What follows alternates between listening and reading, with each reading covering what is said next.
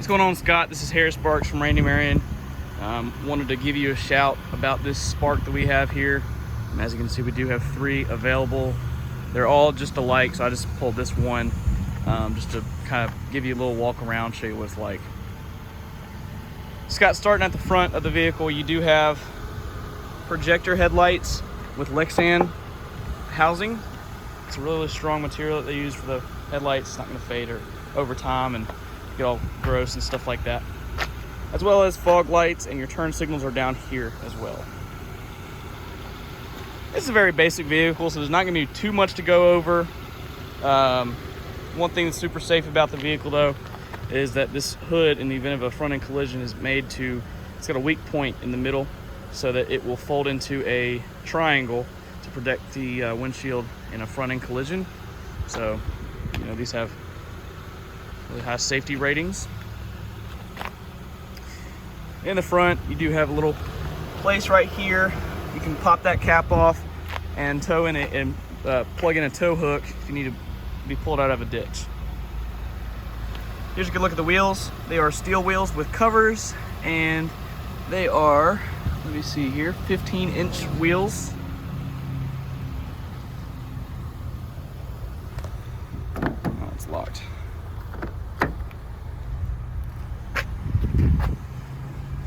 Coming around the side here, you do have your gas cap right there. You can open from the inside. Door locks right there. Here's your mirror. Here's a good look at the rear end of the vehicle. Cute little rear end. You know, very, very, very standard vehicles. So I'm gonna pop the trunk open for you. You have to use the key to do so. Comes with 2 keys. Back here you do have a little shade to cover up whatever is in the trunk from the sun. It also keeps people from looking in and seeing what they want to steal from you. So that's pretty cool. I'm just going to come around here, and I'm going to show you something really cool about the Spark. My very first car sale ever was a Spark, and the gentleman drove it from our lot here in Mooresville, North Carolina, all the way to Montana, and he had to go get his dogs, and he was able to do so because you can actually lay up these seats, and there's a little bit of a process to it, but it pays off with how much storage you can get in these.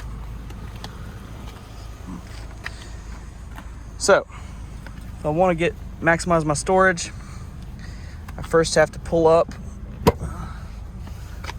on that bit right there, the bottom part of the seat. Make sure that my headrest is all the way down, and I can fold this all the way forward, and then do the same for the other side. And if you're in pest control, this might be useful for you as well if you need to load up the back for something. You know, maybe you have equipment that you need to load up.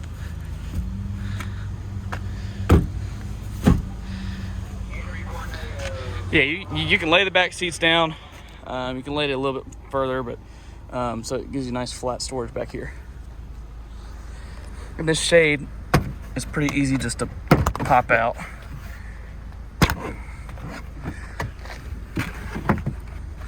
So yeah, you can get a lot of space in the back of this small little hatchback. You do have little hooks right here if you need to hook something up. But you do have a spare tire right there if you get caught on the go and you need a spare tire. I hope you never have to use that, but you know, it's a useful little feature.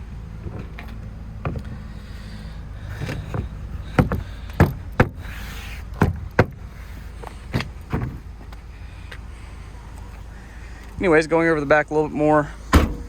This does have a backup camera, as standard and basic as it is. It does have a backup camera, and you do have a rear wiper. This vehicle is tinted to 35%. I don't know if it matters in Georgia, but North Carolina, this will pass inspection. We tint most of our vehicles.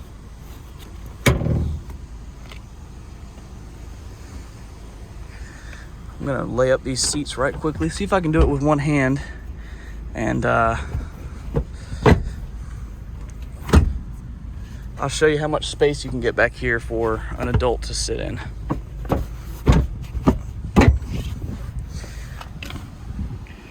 So, me being 5'11", sitting in the back of the Spark, I've got plenty of space back here. I do have a cup holder, a little cubby thingy right there, another cup holder right there if you have like a bigger drink. You got rear seat storage behind the passenger seat, so it's pretty easily accessible to the driver.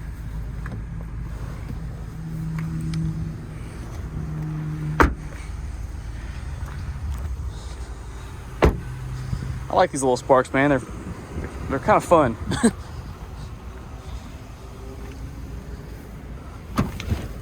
All right, I'm gonna sit right here and show you some things about the inside of it.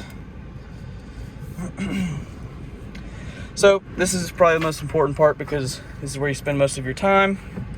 You do have very, very standard steering wheel, no steering wheel controls, but that's what keeps your costs down. You can get cruise control added to the vehicle. It's like an extra $500-600. You do have manual windows. I'm not going to use them right now because this vehicle was just tinted. But, you know, standard roll down your window like that. And I do have manual mirrors. So you use the switches on the sides right there and over there to adjust your mirrors. Now it's not letting me get in the menu right now because it needs to learn the tires, so I might take this around the block a little bit to clear out that code. But this vehicle does have, I think, 13 miles on it. It does come with a full tank of gas. We'll fill it up for you. But you have your light controls. You still have automatic headlights, which is a really nice feature. Pretty standard. And you have traction control over here. Over here you do have a manual handbrake, as well as your automatic transmission shifter, which is pretty standard. I do have 2 more cup holders up here where I'm keeping my coffee, and a little cubby hole right down there. Some other things down there are you're going to have your plug-ins for your phone, as well as a 12 volt to plug in a radar detector, maybe another phone charger.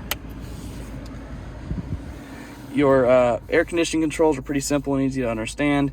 You can adjust your temperature, either blue or red. You adjust your fan speed. You can make it circulate throughout the cabin. And here you adjust the mode and what your air conditioning is in. 2 conveniently placed vents right there. You have some right there, one right up there. So you're not going to get too hot or too cold in this thing. Infotainment is pretty easy to understand. You just use your home button for pretty much everything. You do have Apple CarPlay and Android Auto capable with this vehicle. Turn that down. You do have Bluetooth capability. I don't think this is going to have Sirius XM. It's not going to have Sirius XM. But this infotainment is super, super easy to understand, and it's gotten a lot of really great reviews by, you know, Motor Trend and stuff like that. Up here we do have our OnStar controls. We've got very standard and basic flip down visors. Here's a good look at the seat. Anyway, Scott, let me know what you think. I'm gonna post this to YouTube, shoot it off to you, and talk to you in a little bit. Thanks, buddy. Bye.